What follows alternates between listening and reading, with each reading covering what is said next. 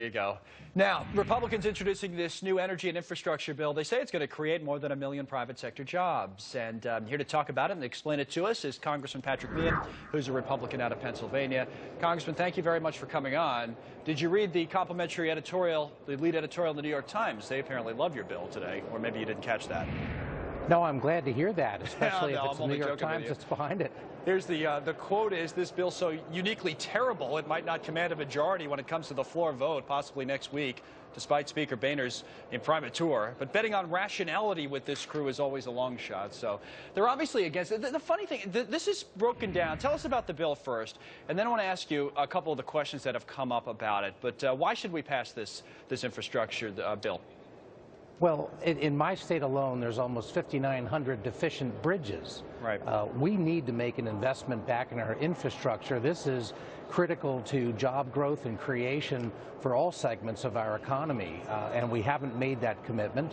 In addition, the way to pay for it takes advantage of the resources that we have here within our continental region to be able to generate those dollars that come from energy exploration. I think it's a great combination, puts those resources behind a commitment to infrastructure, and frankly, it'll put people back to work in a real way as soon as it's implemented. What it's turned into, and whether it's the Times editorial, but also from people on the other side of the aisle there in Congress, Jerry Nadler from New York is an example of this. It's turned into an argument, it seems to me at least, I don't know if it's red state, blue state, or it's more rural versus urban, because the take on it from someone like Congressman Nadler is that it would take money away from mass transit. A lot of people in urban areas, New York and other areas, use mass transit, and it would move it towards the highways and the bridges that you mentioned. And your response to that would be what?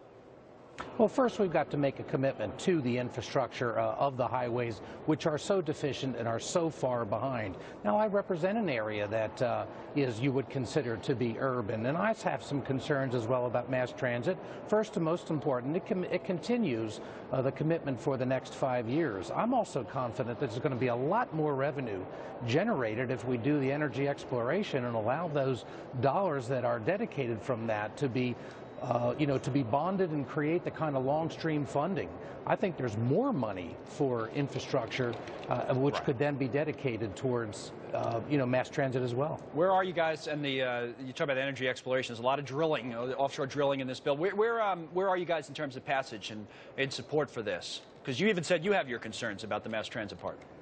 Well, just the mass transit part, again, as I said, there's a 5-year commitment. I mean, we're going to keep it where it is for the next 5 years. What I'm looking for is an ability to find a way to continue to appreciate the role that mass transit plays. But the core issue right now is that we can't allow this period of time in which we have neglected the fundamental infrastructure, again, our roads and bridges. I mean, I'm in a state right now where they're going to be shutting down bridges that are key to move commerce throughout a region.